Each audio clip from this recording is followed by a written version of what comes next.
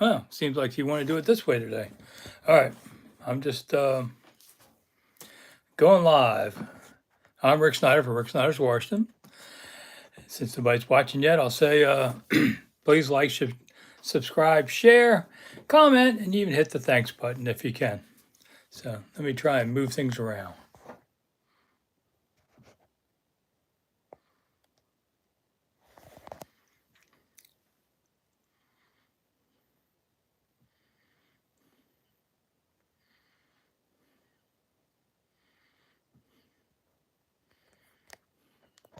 Oh, somebody's here.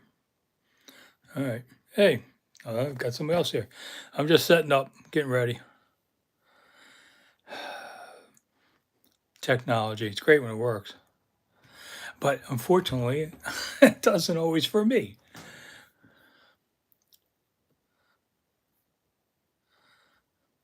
All right. Hey, Carlton. But yeah, Carlton, a lot of news happening today. That's why I decided to try this again. I'm going to do this more on Mondays during the season.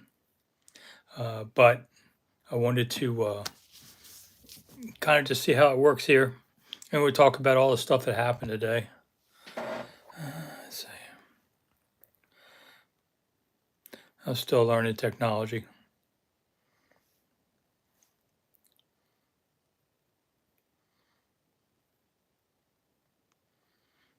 There we go. Okay. That's happening. Why it won't let me turn? That's weird. If you know how to turn it live, that's fine too. All right. See if I can get this to work. I hate technology. All right, Carlton, we see we got 7 minutes. I feel like I'm teaching my Zoom class in history. I do that a lot online too. And I just wait for people to ask questions and fill some time till class starts and all the other kids come in at the last minute. Let me type over here too.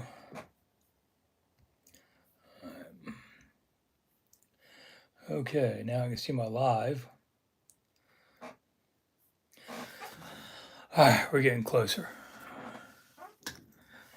Okay, now I can see my live.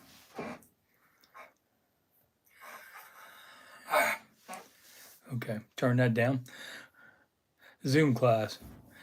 I didn't even know what Zoom was 2 years ago when the pandemic started. And then as my tour guide career went to a quick halt, I learned how to teach U.S. history on Zoom to kids. All right, Beige is back. Yeah, Beige is the second one. I'm going to, I don't know how many people are coming tonight. First one we did draft night and it was really good. A lot of people came. It was like 850 people or something. You guys are bored, I guess.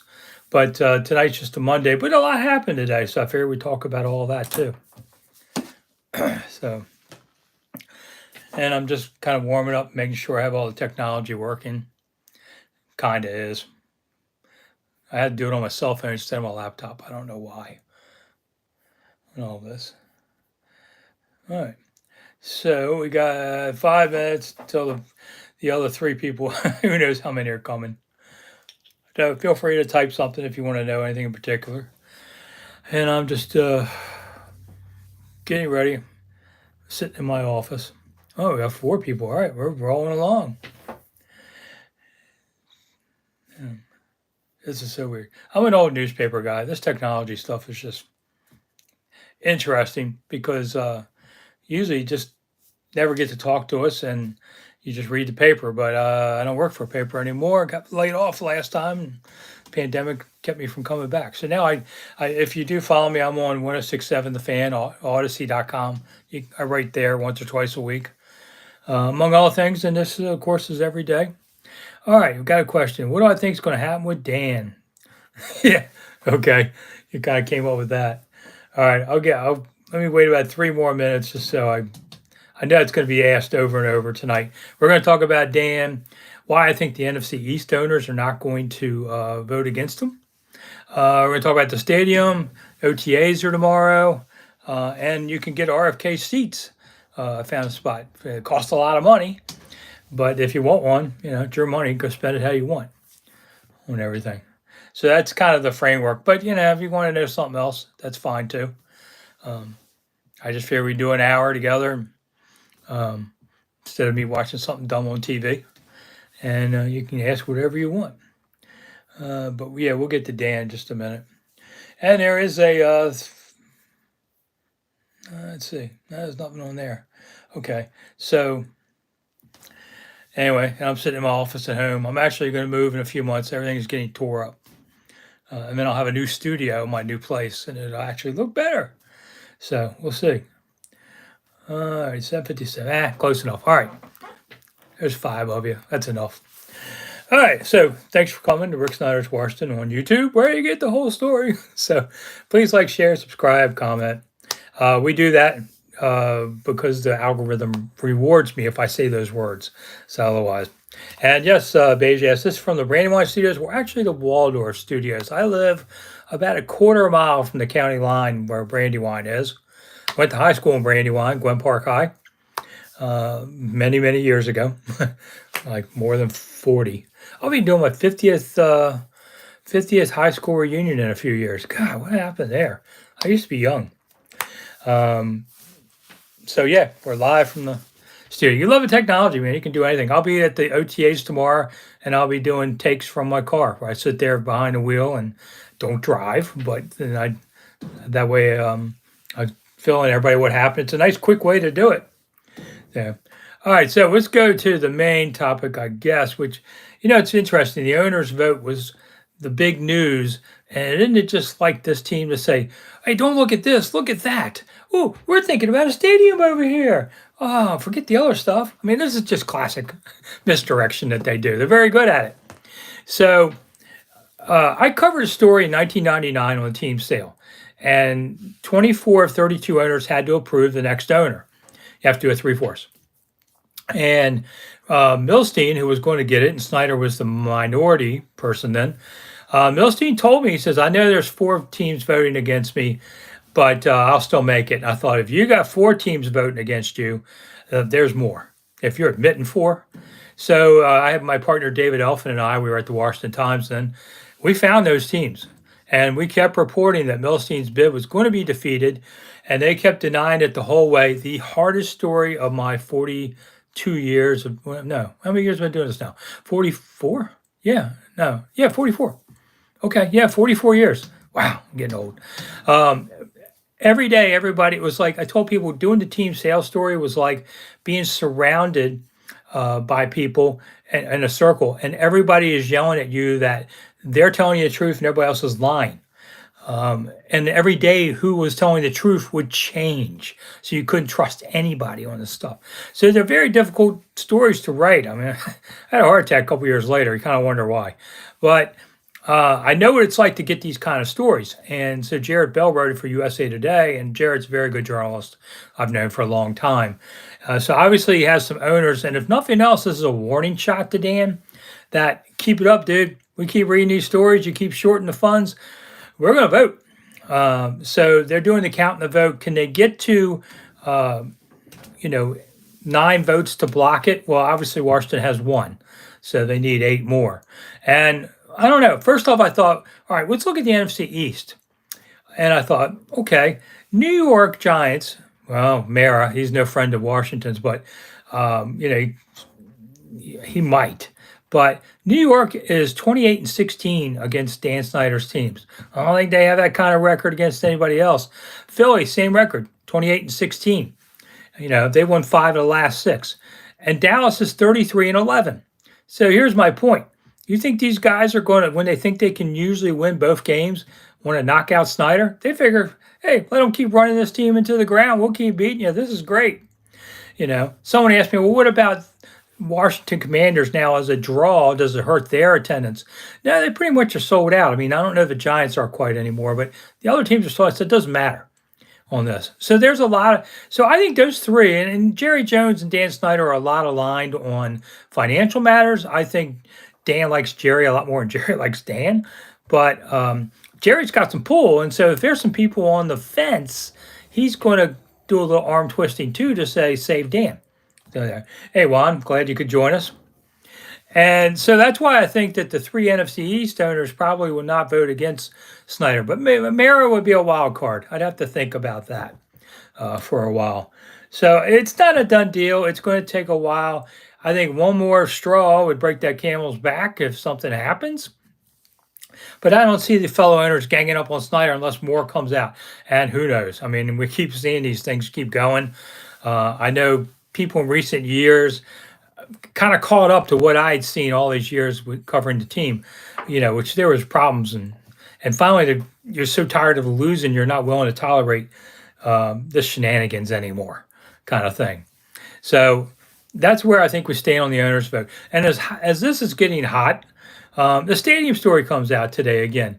If you saw the renderings, man, they look cool. I'll say that. Maybe they finally figured out what they want there. Oh, yeah, Royston says maybe Dan's got some dirt on the guys. Better believe that. They're worried. That's the thing with the owners. They're worried about he's going to sue back, okay? He's going to sue back. And this is going to take years, in the courts. And I don't know that they can make him sell a team in the middle of all that or not. That's for high-priced lawyers to know. But it's not going to happen tomorrow. I'll say that. And all right, so we're talking stadium. First off, Juan asked me, is it going to be in D.C.? Nah, there's just not a place for it. RFK site's being sent for other purposes. The locals don't want it. A few years ago, Mayor Gray, when he was around, went to a local citizens group meeting at RFK, and he expected a big, welcome of, hey, the Redskins are coming back. They threw him out onto the sidewalk and said, don't come back. I mean, this dude, he couldn't believe it. He thought everybody was going to love him. They said, no, we don't want it.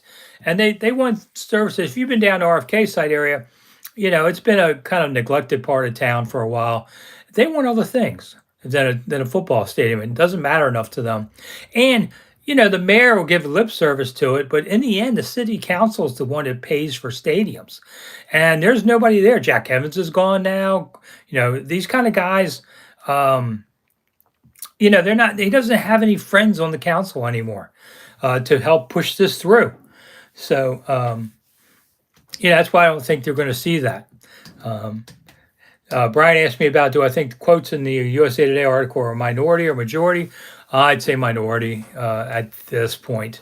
But, it could go any way. So, anyway, so that's up with the stadium there. I forget D.C. It's either Maryland or Virginia. It's either the FedEx spot or I don't know. Today it was announced, John Keim wrote a story. John and I have known each other for close to 30 years. He's a very good journalist. I'm very proud of how great he's become on ESPN. And, we've written books together and done things together. And he wrote, Woodbridge is a spot where the team bought supposedly 200 acres at $500,000 an acre. Whew, wish I could sell them that. And so they've got land there, but that doesn't mean it's going to happen yet because the Virginia legislature, among others, has suddenly got a little cold feet about putting up, it was $1 billion. Now it's down to like 350 million. That kind of came and went real quick, and they haven't done anything yet.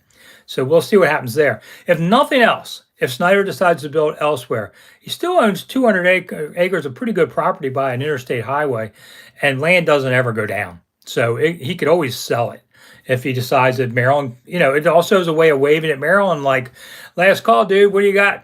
Give me a bid, that kind of thing. So that's what's going on with all that. I actually have a football question from Steve. If a defense only shows up for half a year again, is Del Rio gone? Probably. And he may be taking his friends with him, Can't start 2-6 again this year. That's the big thing. I haven't talked about this much, but here's my one problem with Rivera. They start slow. They've been 2-6 both years, and they treat the preseason like nonsense. And they're just not ready. They're just not ready. And it shows with 2-6 starts. There's reasons for each, but to me, I'd like to see him play those starters a lot more in the preseason because your opening two games are Jacksonville and Detroit. You don't go 2-0, there's trouble going on here. You go 0-2, oh my God. We'll be having fires on this show every week. But they got to be ready. You got to be ready. So that's one problem I have with this coaching staff on there. And Brian asked me, do you think football people really think they have the lights out offense this year? I wouldn't say that yet, but I do like some of the additions. I mean, I saw Dotson in the rookie camp, and Dotson has great hands. I'd never heard this term where Rivera said he had a, radius, catch radius. I hadn't heard it called that. But the dude's got hands and can go any which way around them. So I guess that's what it means, a 360 type of hands. That's his greatest asset, I think, on this. I like the new rookie running back they got out of Alabama, Robinson. I think he might be something real on there. I love the Cole Turner, the tight end. Ooh, I like him. Put him in your fantasy teams. I think he'll get a lot of catches this year because I'm not sure Logan Thomas is going to be ready for the opening of the season on that. All right, anyway, we can go back to stadium real quick. So right now, I just did a quick Google search. This Woodbridge is 25.3 miles. Potomac Mills, is that still open? Anybody know? I thought it was closed. But from the White House, I just picked the White House because it's in the middle of the city downtown. 25.3 miles to the Potomac Mills site, which the stadium is near. And from the White House to Baltimore, it's 40 miles. So, I mean, if you were in the northeast corner of town, you might actually be only 32 miles from one stadium and about 30 from the other. So Raven Stadium would be closer if you live in northeast, maybe. Traffic, people say, well, traffic so bad 95. It ain't that good in BW Parkway going up there either. So both of them were just, on that. My house, I happen to live in Waldorf. I can drive to the Ravens complex in Owens Mills. It's 1 mile farther from me than going to Ashburn. So, it's kind of one of those things. I know everybody's fighting about, oh, it's not fair. Maryland's always had the stadium since D.C. and Virginia fans want it. Listen, whatever. As a Maryland taxpayer, I welcome you Virginians to pay for this thing instead of my money. Fine with me. I just think it should be closer to the city and it should be on mass rail because this new stadium is not about 2027. It's about 2037, 47, 57. And mass transit's going to be the way to go. So I that's what I think. But looking at the renderings of the stadium, it looks awesome on that. I do will say that. And you're going to pay through the nose. I haven't heard anything about PSLs, but they're probably coming. You don't build $1 billion thing without some money. And you're going to say, man, at FedEx, we used to just pay $10 on StubHub and get tickets. And you're not getting away with that for a while.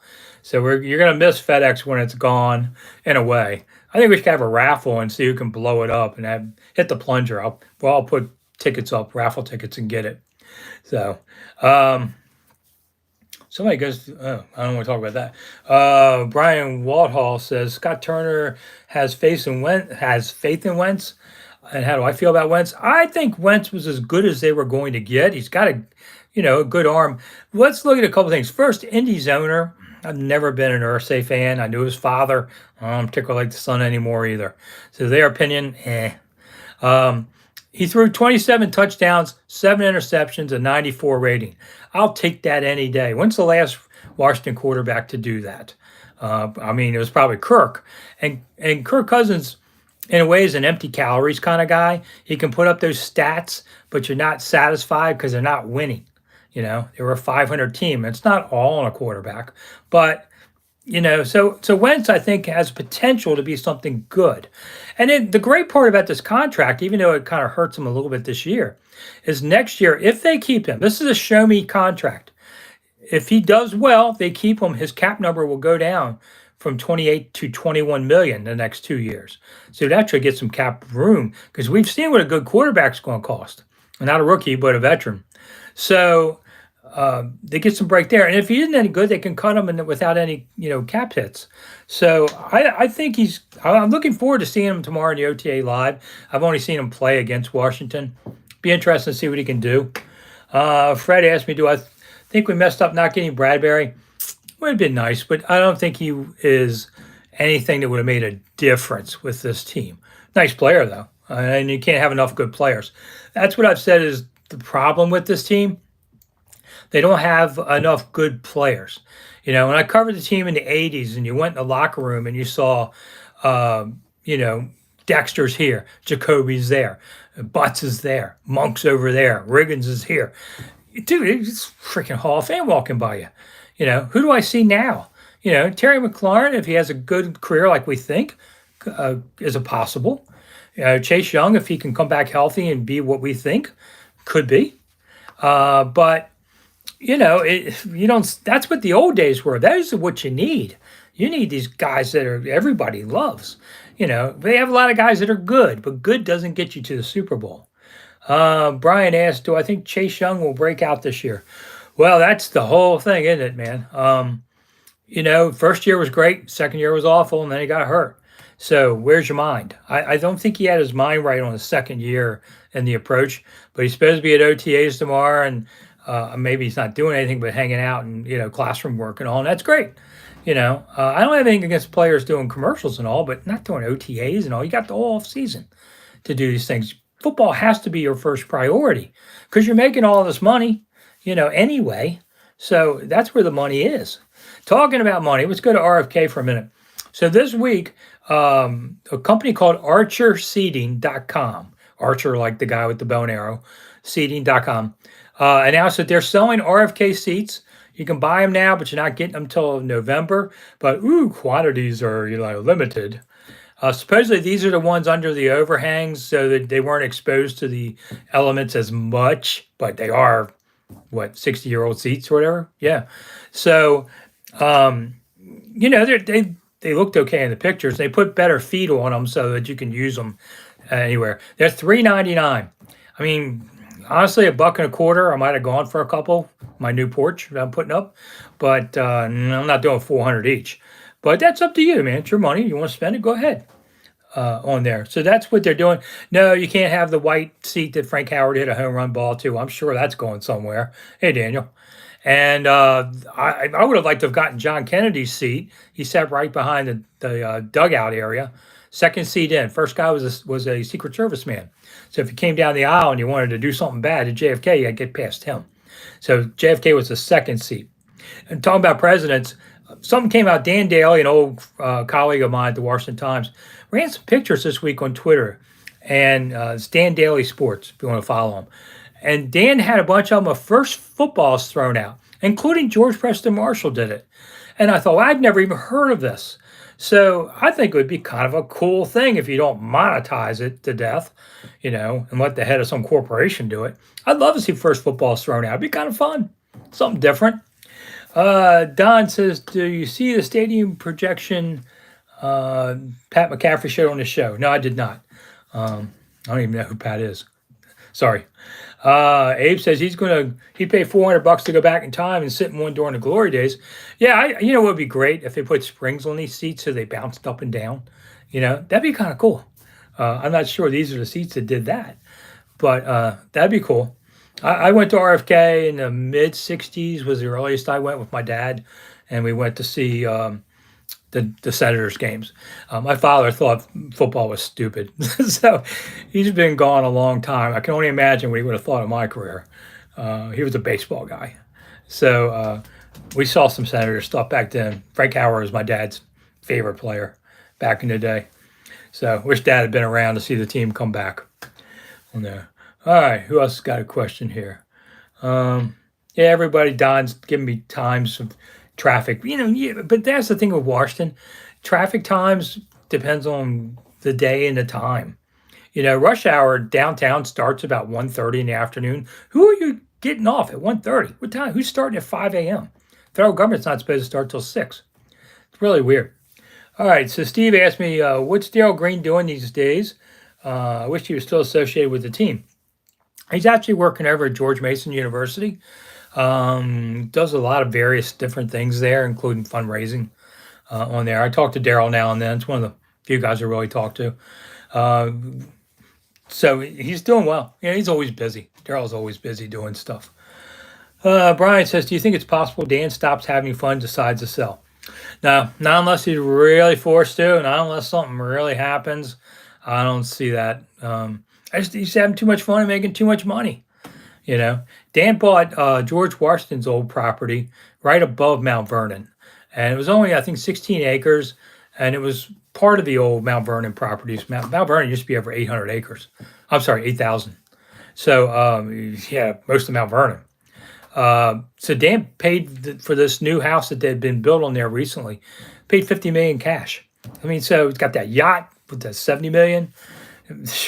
Man, you guys, yeah, that's why you pay $14 for a beer. James is calling from North Carolina. As my father would say, North Carolina, because my father is from Gastonia.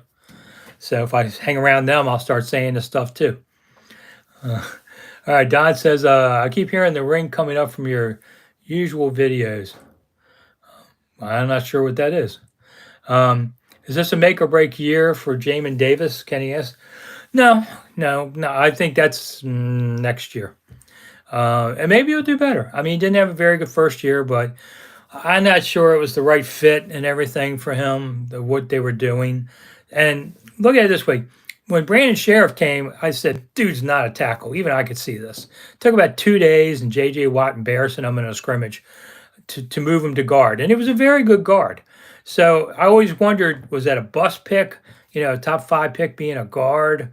But he was a Pro Bowler and all, so, you can't really hate it when a guy makes Pro Bowls and he didn't stay healthy enough and now he's gone. But so, if Jamin Davis becomes a good outside linebacker, I don't think you really can complain about that. Let's see. Paul asked me, if the Commanders moved to Virginia, would they be the first NFL team to play in 3 cities, D.C., Maryland, Virginia?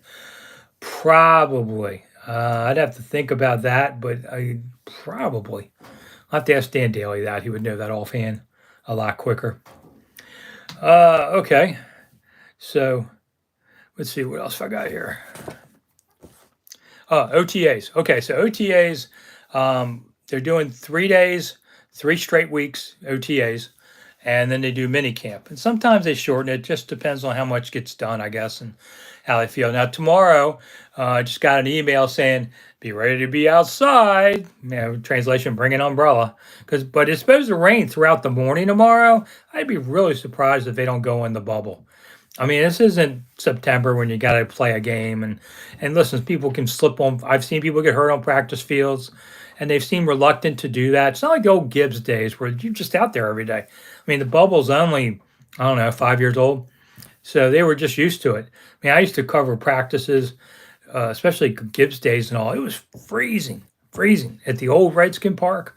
Man, there was a vent, big vent in the back, right by the practice field.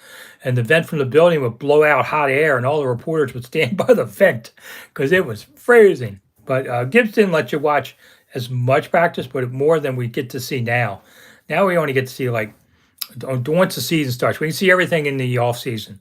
But once they start regular season, we get 20 minutes. You watch stretching, the beat guys take attendance, and that's pretty much it on there. They don't want us telling any stories, I guess. Abe asked, who was the most down-to-earth player I ever met?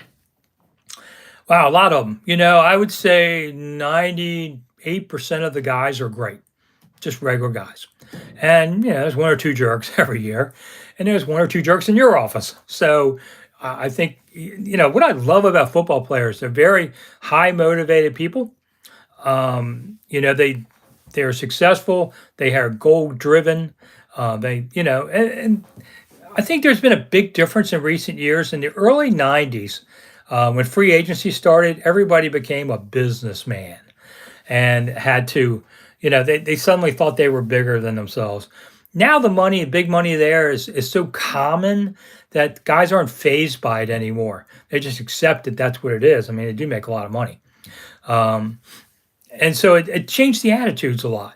And so I find most of them, maybe it's just because I'm now their father or grandfather's age. I think I'm a grandfather. Somebody was telling me their grandparents were in their late 50s. I'm like, what? But, and I'm getting ready to turn 62. So I don't know. I get treated better, I guess. And I don't have to write the ball buster stories anymore like I used to. So it's a little easier on me. But most of the guys are great. And, I really loved a lot of guys. Trevor Maddich was very interesting kind of guy, smart. Sharp Danish, I liked so much. The first Iranian player, as he taught me, it's not Iran. It's not Iran. It's Iran and Iraq. So learn how to say. My redneck came out twice. I say Washington because I'm from here. If your family's many generations Washingtonian like mine, you say Washington. Kind of a code, I guess, to know who's who around town. But there's, most of the guys are pretty cool guys. I like them a lot. I always say I'll ride with football players to the gates of hell. They go in by themselves. I'm not going in, but most of these guys are pretty cool. Brian asked me, do I think AGG will make it a tight end? No. I just think they're too deep, and I don't think he'll get a spot. And I think Samus Reyes could come off the roster too. I mean, they gave him last year to show something, and while he did improve, this is the NFL is not about growing green bananas. You got to be ready to play. So there's a lot of guys, that they've moved over there. But Logan, if he starts on the pup list, opens up a spot. Maybe AGG makes it for there on it. I like I said, I really like the rookie they got. It was really good. I get this question a lot. Paul Green asks, watching HBO's Winning Time, people said a lot about how big a jerk Jack Kent Cooke was when he owned the Lakers. And I haven't seen that show, but I knew Cooke. Cooke was the most interesting person I ever covered. And he could be tough. Dan Snider thinks he's tough. He ain't nothing compared to Cooke. Cooke could just cut you apart. Have fun doing it and do it again. And we called Dan Snyder by his first name. You didn't do that, Mr. Cooke. It was Mr. Cooke. Every single person in that building called him Mr. Cooke. Now, he was much, much older than all of us at the time. Wouldn't be that much older than me now. But I actually went by Mr. Cooke's grave a couple months ago when I went by Sam Huff's memorial service. And Cooke has this, you'd think Cooke would have like a pyramid at his grave, but he actually just has one of them plain bronze markers that just says Jack Kent Cooke and his year born and died. That was it. It's in Upperville, Virginia, not far from Middleburg where he lived. But Cooke was an interesting guy. He would call me sometimes at night, and I owned a small vending candy company, nothing special. But Cooke called and talked to me about it one night. And we talked for an hour about business, and he gave me some golden rules he had in business, which was never have partners because they'll never work as hard as you. So I have them. True. Use the bank's money, not yours. Well, it's easier said than done. But Mr. Cooke would do a lot, and I'd sit there and go, "What's the catch?" Now, there were times that Cooke would call me and the phone would just go, because he would be yelling, "You dumb, blah, blah, blah, blah, blah, blah, blah." Whew, man, he could really ream it at you. And you had to take it. You had to take it because if you didn't, he would call up your competitor and say, "I got a story for you." And the guy would go, "Really?" Yeah, because I'm going to screw Rick on this one. You get it. And then it'll look bad. And I know this happens because he gave me a couple because he was mad at the Post. So Cooke was like that. He was a very smart, calculating guy. I could go on all night about Cooke. We'll talk about him again. Brian wants to know if I heard from Sonny lately. I did not get to see Sonny at Sam's memorial. I was sitting in the back, and I was told that Sonny was back there too with a big mask on, and I missed him. I don't know how I missed him. But he's living in Naples, Florida, and he's in his mid-80s. It's kind of, his voice is very soft now. It's hard to talk to Sonny like that. But I think he's doing okay. One of my favorite people. There's a lot of stories I could tell about Sonny too. Why do players get upset about signing things a lot? Sonny told me one time he signs this jersey, and then after practice, and then he goes down the street to eat lunch, and he sees the jersey hanging in a store window for sale. So the guy just took that autographed jersey and sold it. So that's why they get mad. That's why he started putting HOF and things like that in there and numbers, just to try and screw with the autograph seekers. There'd be a lot of people that would want the kids who want Sonny's autograph. You knew they didn't know who Sonny was. Their dad was asking them to go do it. So there would be times that, like Carlisle, people would hand me the ball and I'd take it over to Sonny. Sonny would never come over to the line because he'd never get away. So sometimes I'd hand balls back and forth. Sonny'd sign them. I did a lot of stuff with Sonny, but he was my hero growing up too. So I was glad to do it. That was one of the cool things about this job. Got to meet a lot of the old Redskins I grew up watching, and that was pretty cool. All right, Matrix wants to know who's actually going to start at middle linebacker. Cole Holcomb is going to be doing it. They're going to give him the shot first. There's a possibility that they sign somebody in June when those post-June 1 cuts happen. It's a possibility something could happen there. Or maybe somebody falls off another roster in August. That's possible too. But right now, Cole, and I like Cole. I like his haircut, but I'm just jealous. But he's a tough guy. I don't know if that he's really a middle linebacker. on there, but he's going to give him everything he has for that. So why not? Let's see. Yeah. So anyway, 3 weeks of OTAs and then a week of minicamp, and then everybody takes off for about 5 weeks. A lot of guys are lifting weights and all that kind of stuff, but that's the vacation time. It's the only time of year coaches are off. Everybody goes away for a month and then they reassemble, and it's a grind. You don't get a day off. If you work at Redskin Park, whatever we call it now, the park at Ashburn is its new name. Hardly anybody in the building gets a day off from training camp to the end of the season. And then you see a lot of people leave because what happens is after the season's over, everybody finally gets to catch their breath. And a lot of workers are there and they go, man, do I really want to do this anymore? I worked every day. And they don't make as much money as you might think. So that's why a lot of people leave at the end of seasons. That's not pretty normal. I know they like to dress it up in the news, but yeah. Okay. Hey, Robert, thanks for coming. And Abe's here. I guess Abe's leaving. So thanks, Abe. Jeez. I guess he heard that my relative was John Wilkes Booth, and we didn't do very well by Abe's. Yes, I am related to John Wilkes Booth. So if you want to come on my Lincoln Assassination Tour as a tour guide, monumentalthoughts.com, you can see the tours. I do Embassy Row this week, and I do an Abe Lincoln one regularly, and I'm still trying to decipher what my health is like. I had a problem in January. They still don't know what it is, except they know I didn't have a stroke or anything bad. But so I kind of cut back my tour schedule until we find out what it is, and they're kind of running out of answers. So I don't know, maybe. And now it's going to get real hot. So I only do a few tours. They're pretty cheap. They're like $25 if you want to join the group on there. And I know a great pizza place afterwards. And yeah, I'm eating pizza a little bit now. Lost 30 pounds since the first health scare. So anyway, all right. And DMV Sports Zone, wow, I see him a lot online. So he's here. What's up? And all that. Oh, halfway through the show and you guys run out of questions. It's a little smaller crowd tonight, but I just kind of threw this together because Dan Snider is, in the news, the stadium's in the news, OTAs, all this kind of stuff. Who's going to replace D Hall in the booth? Asked Brian. London Fletcher. So it was probably the best. Maybe he could go play. London was in great shape as a player on there. Carlton says, glad doing better. Thanks, Carlton. I appreciate it. I appreciate all the people who prayed for me. God knows I was too. When you're laying on the ground, you can't move. Half your body gets a little weird. So you wonder, at my age, is this it? What's my real opinion on AGG at tight end? Robert asked. He's a talented player. They just haven't seemed to find the right fit for him yet. And I guess it's worth a shot. They figured it wasn't going to be receiver, so why not? I really think about half the players who don't make it in the NFL is because they're just not in the right situations. And maybe half because they're just not good enough. But, especially quarterbacks, you've got to be in the right situation. And the problem is coaches sit there and go, yeah, we'll get him. We'll turn him into our kind of guy. And, it doesn't work. And then the coach is gone or whatever. And, now suddenly you don't have a right coach for you. And that's why new coaches need to pick their quarterback so that they can grow together and the guy's not passed over like, say like a guy like Ramsey, never got a shot moving around here. Okay, Royce asks, who's the pick for breakout player of the year? That's a good question.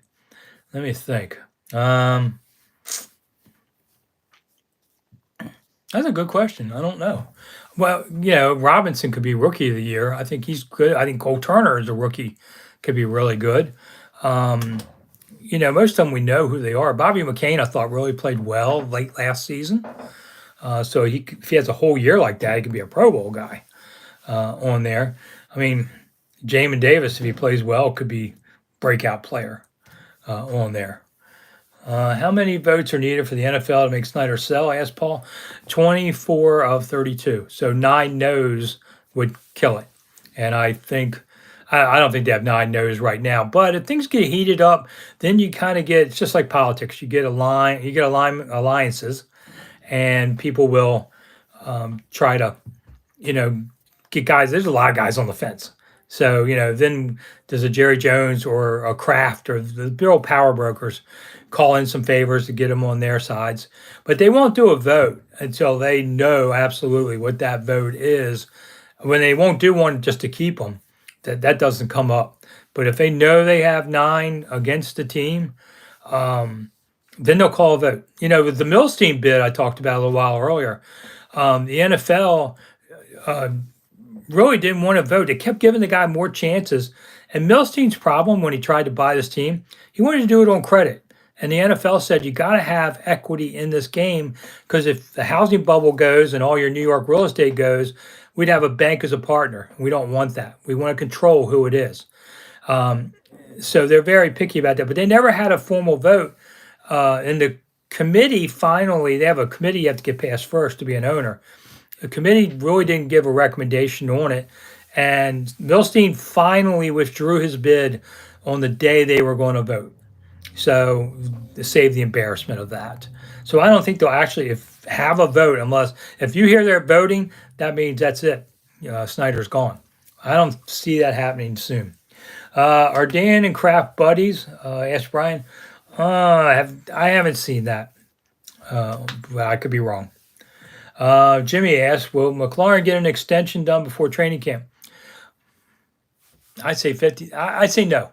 I think McLaurin and his agent have kind of read the market, seen how much receivers went up. It's like 30 million now for these guys. It's like the new quarterbacks are receivers. And I think they're going to be willing to wait longer because they know they'll get more money.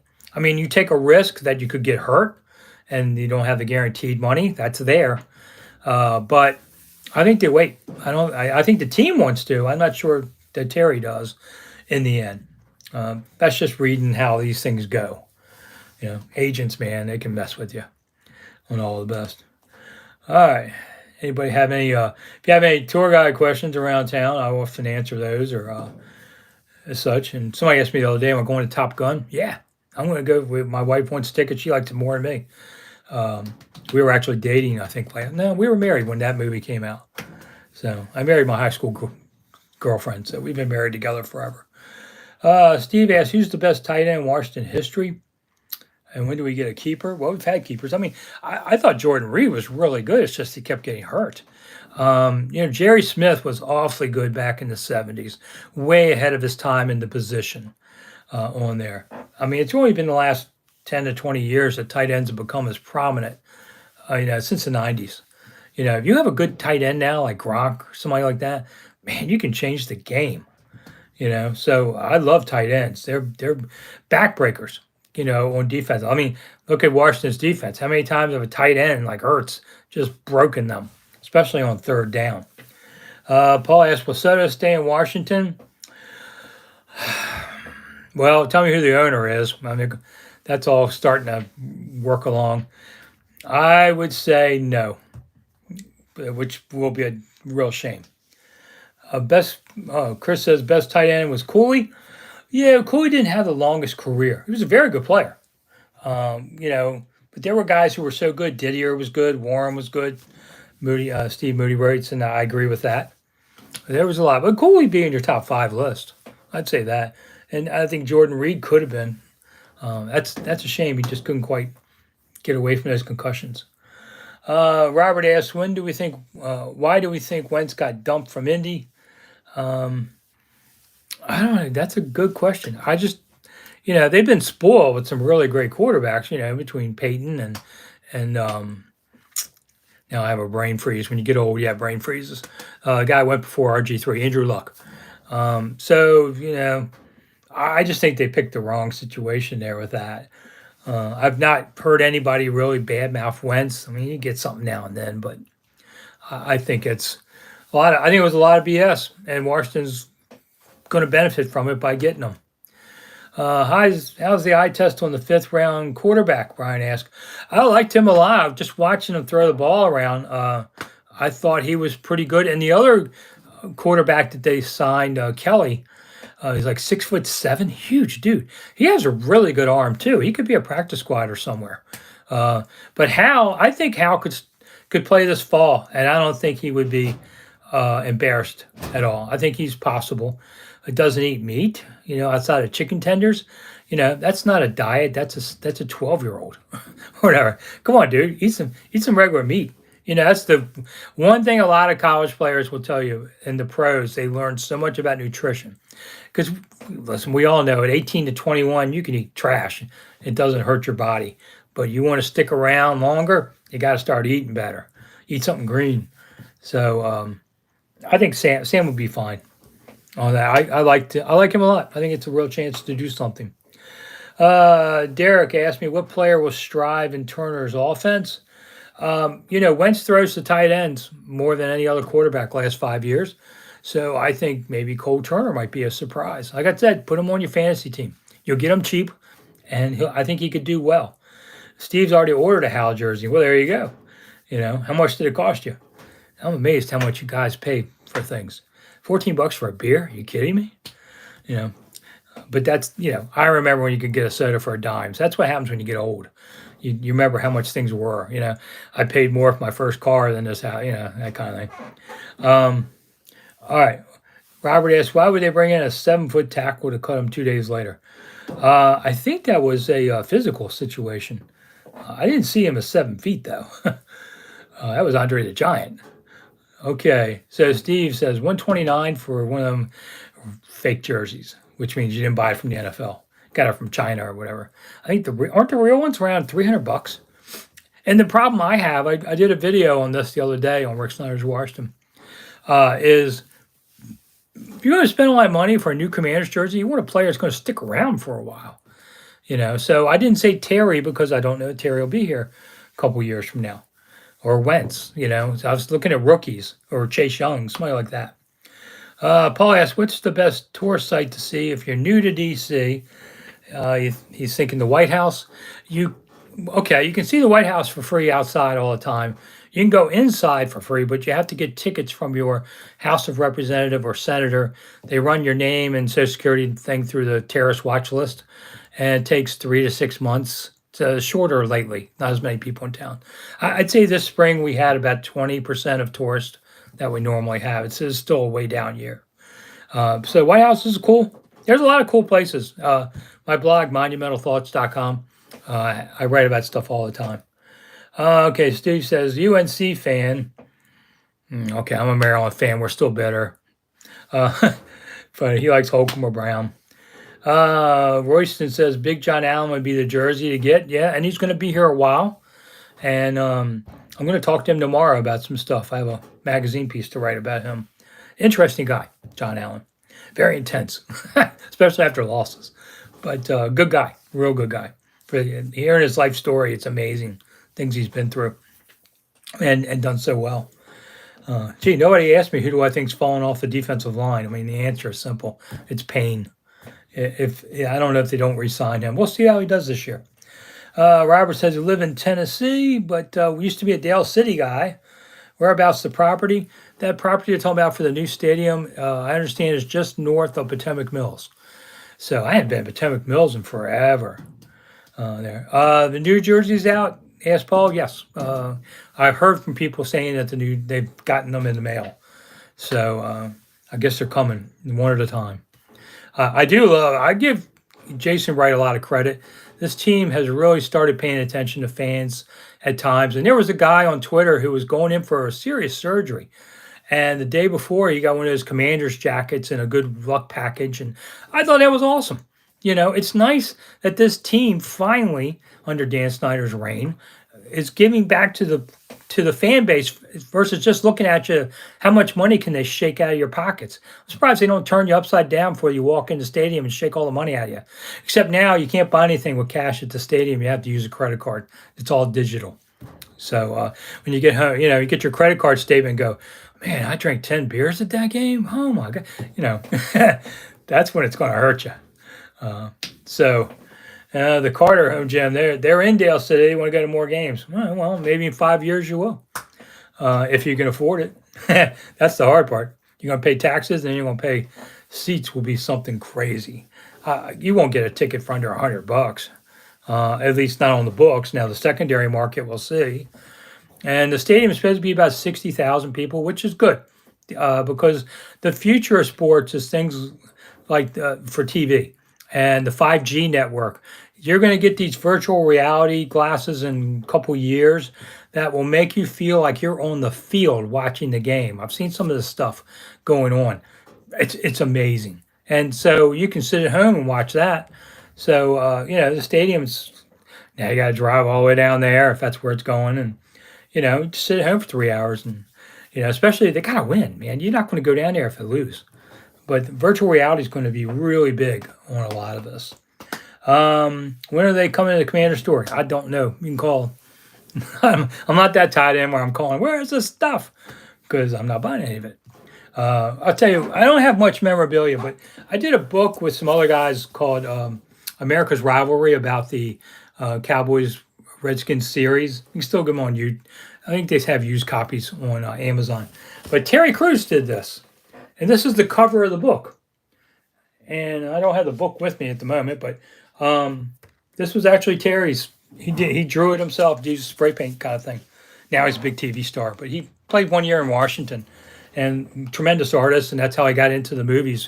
He went to go work for Disney in animation and met people, and one thing led to another, and Terry became a big TV movie star. So great guy. That was another really down-to-earth kind of guy. James says, thanks for everything. I appreciate it, James. On there. Matter of fact, there is something new coming out. Now, this is my old book from 2014. The publisher came to me and said, let's do a new version, the Commander. So it says 100 things Commanders fans should know and do before they die. Now, before you buy this, if you bought the old one, thank you. Kept me out of the poorhouse. But the new one's coming out in late August. I think it says September 15th on the actual stuff. You can see it on Amazon now. 100 things Commanders fans should know and do. I'm going to sell some of my own, autograph them, do it directly, charge the same price. But the new book will have like 5 new chapters. I took out 5 old chapters, and I updated all the graphs and charts and stuff. And so it's actually, I think, been printed. Why it's waiting so long to sell, I don't know. But I don't want you to buy it and go, hey, this is the old book. Well, mostly is. I mean, how can I write 100 new Commander stories? Have they been Commanders for 100 days even yet? So anyway, it's coming out. And it's part of my retirement fund if you can help out. Okay, let's see. James says, thanks. Outlaw King. If Washington doesn't have a winning season, is Ron Rivera on the hot seat? Yeah, I get asked this every day. I don't think this year, but I think year 4, they have to. Now, if they go 4-13, yeah. I don't think they'll go 4-13, but I think they're going to win 10 games more or less this year. See how healthy they stay. That's a big part of it now. So I think he'll be okay. But year 4, I think, is when he's really the hot seat. Robert, if they bring Collins back at safety, I don't think so. Just my guess. Paul asked me, am I going to training camp? Well, I think training camp is going to be in Ashburn. What I've been told, it's not in Richmond. But for a lot of reasons, one of them is they would only be there a few days, and Rivera didn't like really going for a few days. They did it last year to fulfill the 8th year of a contract. But they don't want to do that regularly. It's too much work for a few days. Too disruptive. They would rather have a scrimmage against another team, which is a home-and-home kind of deal. A lot. You go for a few days, but usually before a preseason game. They used to do that a lot, and I think it's a great benefit. But I think right now, it's hard for them to do that like at Redskin Park because there aren't facilities for the other team at all. So I think what they're going to do is have training camp at Ashburn. Unfortunately, you guys can't come. And the old days when they did have it there a couple years, you used to park in those big open fields. Well, those are all now server buildings. I understand they said something like 3/4 of the world's internet traffic goes through Ashburn. All I can tell you is all those open fields now are like monoliths. They're like pyramids. They're so big, and there's like 4 cars out front, a couple guards, a couple technicians. That's all. But these are massive warehouses of servers. And so right across from Redskin Park, right behind it, all those big open fields, they're gone. They're all these internet servers. Ugly. It's like you're living in a commercial district. And Washington's going to stay in Ashburn until whatever the new stadium is. They'll build a new training facility by it and be there year-round like that. So I will go to training camp some. I don't go every day anymore. I'm getting old. It's hard watching practice in 100-degree heat for 3 hours. Getting puny in my old age. There. All right. And of course, I haven't heard a date yet, and they haven't officially said that about camp yet either. That's just kind of what Grapevine is saying.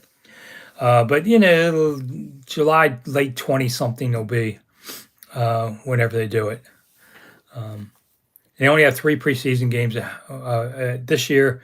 1 at home, the first one against Carolina. So you can see your Commanders play or whatever. Then they go on the road for 2, and then they start the season at home. Interesting home schedule. They more or less play home road most of the year. It's kind of interesting how they did it this year. I thought overall it was a reasonably as fair as you're going to get kind of schedule. The only part I didn't like, they play 4 teams that have off the week before, so they have extra time.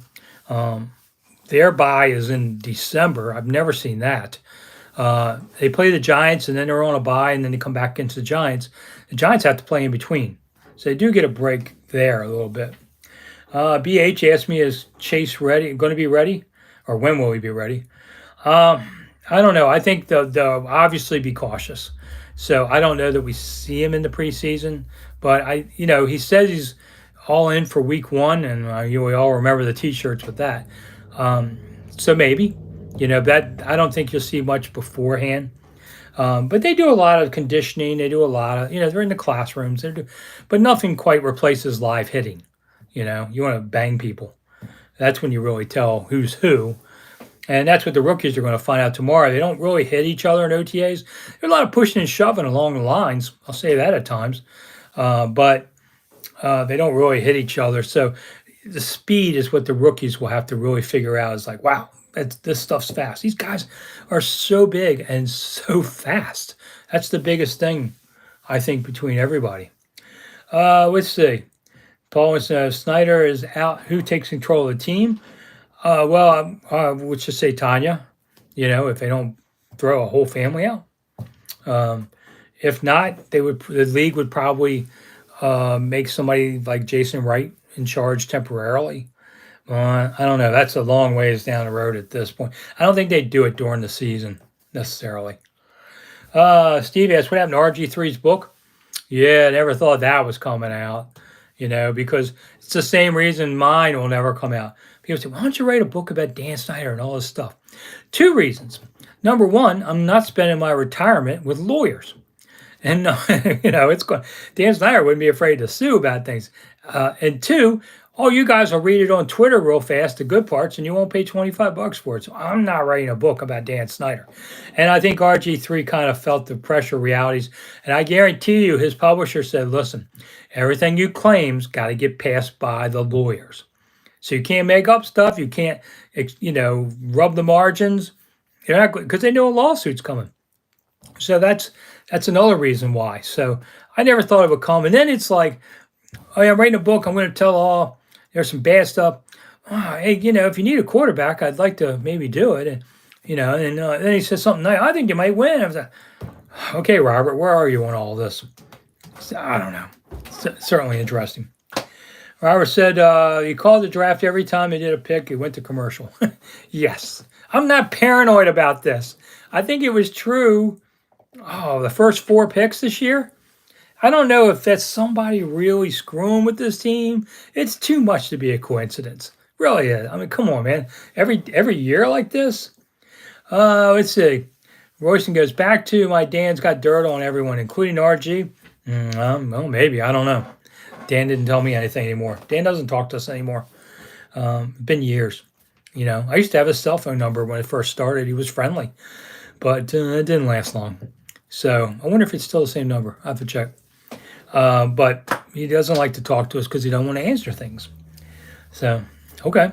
The First Amendment says you have a free speech, but you also have the freedom not to say anything. And I say that about players. If they don't want to talk, okay, my life will go on tomorrow. I understand. It's hard after games when you lose. I'm not totally impervious to this. It's the hardest thing walking in and losing one. People say, would you like them to win? Let me just say, being around happy people is a lot easier than being around mad people. So, yeah, I'd like to see them win some games. I covered Super Bowl teams. It was a lot of fun. Who knew it would go away like it did? You know. Paul said, would the NFL put Super Bowl trophies in the Hall of Fame until a new owner is found? No, because they belong to the franchise. So they're not Dan's trophies. He doesn't get to leave with them. Matter of fact, they weren't even his to begin with. But no, they'll stay at the park.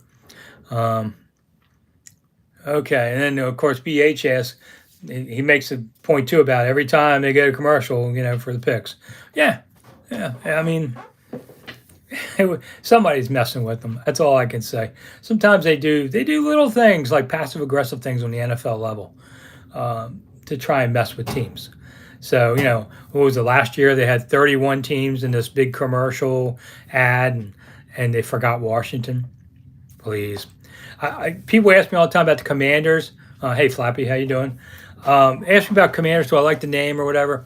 I don't care. But I would have preferred they kept Redskins, but society moved on there. And speaking of names, Robert says, can a new one change the name, new owner? Yeah, he probably could. I don't know if the NFL would be happy about doing it again, but he could, I guess. You have to have league approval, but so he couldn't call them the Dirtbags or something like that. What would it take for Washington to ever get a Super Bowl played in their stadium? Asked Steve. Well, it had to be the new stadium to begin. The new one's going to have a dome. So that's, they tried it in New York. They gave New York they just missed a snowstorm by a day, and of course the NFL kisses New York's, franchises because they're home teams and all that. And the Giants are an old school team in this league, so they get breaks that everybody else wouldn't. So if Washington has a dome on the new one, I think it's got a chance, but. Sometimes you use that as the incentive for municipalities to put up money saying, Super Bowl's coming, going to make a lot of dough. I've written stories about whether that's really true. Kind of. I don't know if you get your money back all the way. Let's see. Paul asked if I tried the Old Bay goldfish. Nah, I mean, I like Old Bay, but I don't know. It just didn't seem to entice me. Crabs, by the way, I live in Waldorf, so we're near the water. Crab truck came around last weekend, the local shopping center, but they're smalls right now. I don't like small crabs. It's not worth the trouble. Don't eat smalls. Don't eat females. I like big crabs. I'll pay for them. I mean, they're crazy how much they ask now, but I have a video up on Rick Snider's Washington. I have rules about crabs. Number one, unless you're anybody 7 to 70, no mallets. The thing's dead. You don't have to beat it to death. I have rules about that. But I like Old Bay. I just drank some Old Bay vodka. I have a video up on that. It was interesting. Well, it wasn't too intense on there. Not like George Washington's whiskey. Ooh, man, that's rough. That's so dry you spit sand out after drinking it. Okay, Flappy asked, the new stadium graphics looks exactly like the Scotty Banks Saddle Dome. Okay, where the Calgary Flames play. Okay, I didn't know that. I've never been to Calgary. I thought it was an interesting look, especially the one with the multi-tiered rock kind of look. There's no moat. Yeah, Robert, I'm going to miss the wave simulator too. I mean, I was looking forward to the moat. I mean, what a stupid idea that was, Whew. How many Cowboys fans would end up in the water? What's the insurance on that going to cost? Oh, you guarantee that people are going to end up in the water. And so if you put it near Blue Plains where they're talking about Oxen Cove, you don't want to be in that water. Anybody who drives along 295 in the summertime near Blue Plains, stuck in a backup, the smell just, and I did it before days of air conditioning in the cars. Whew, man, so I wondered if put the stadium near that. That's where all the waste treatment plants are down there. So if you're not from here.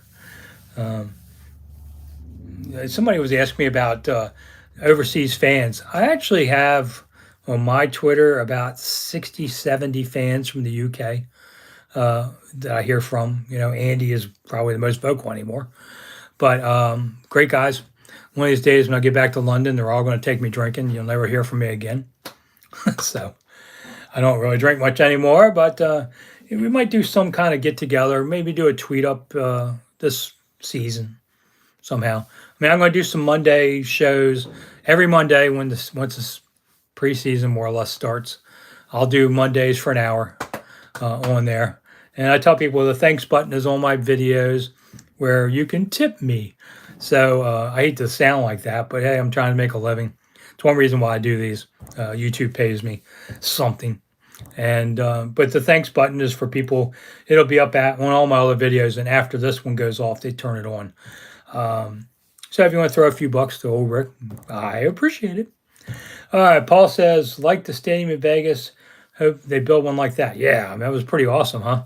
I think Vegas will be the best drawing team of visiting fans in the league because I know everybody in Washington went there last year. They had a great time. The team actually won the game. So, who can't have fun doing that? So I think Vegas would draw every game will be like that. Visiting fans. They had the highest rate of no-shows, though, in the league, 14%. I read that the other day. I think it was casinos giving out tickets and people didn't go. Really? Well, so they did have, no shows. Who would have guessed that? But that is an awesome place. But they spent how much they spent on that, and the LA one, that's $5 billion. Give me $5 billion, I'll build you something nice too. The Cowboys Jumbotron thing that goes on forever. Those are awesome on there. So, like I said, but people won't be going to game as much as they used to. So, things will change so much with the betting and all these other things. All right, we've got to wrap it up in a couple minutes here because I'm getting tired. Let's see. Steve thought it was more like 50% of the fans. No, visiting fans come. This year, I didn't like the road trips this year so much. I mean, Indianapolis. I mean, Chicago's okay. It's a Thursday night game, though. San Francisco's a great trip, but it's Christmas Eve. So remember when I said the NFL messes with you? San Francisco's a great city. I think I was a minor 49er in my previous life. So I love San Francisco whenever I'm there. But otherwise, they're going to just places. So not the best year for it. But maybe you can go to, if you can go to places like New Orleans is fun. Whew, man, get your drink on there. They hand you a $5 hand grenade, big thing. Oh my God, you go blind drunk. That's what I was told happened. I don't know. But New Orleans is a great city away from Bourbon Street too. Food's awesome. The city's awesome on there. So I like that. Miami's awesome in the winter, cold months. Oh man, it's so nice. Arizona's another really cool place to go see on there. Vegas, of course. Anything in California. There's a lot of great places. The Green Bay is awesome. It's just so cold. I did 22 below there for a playoff game. Wow, that was just mind-numbing.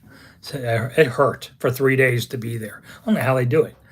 Any place up north in the cold, I'm not a big one. Like Minneapolis was okay. Did the Super Bowl there with the Redskins. It's a nice city. A lot of these are nice places. Just too cold for me. I'm a Southern kid. All right, anybody last call for questions before we go out? So I can watch TV, have some fun. But I hope you enjoyed this. I like interacting with fans. It kind of tells me what happens. Rich Tandler taught me something really important. And I gave Rich a start, believe it or not, writing for my magazine. And Rich was awesome. But he told me customer service because Rich was a restaurant manager before he got his break. He worked very hard for guys like me, and then he got the TV gig. And he told me never forget that you're in the customer service business. And in newspapers, we don't get taught that. So it's something we've had to learn now.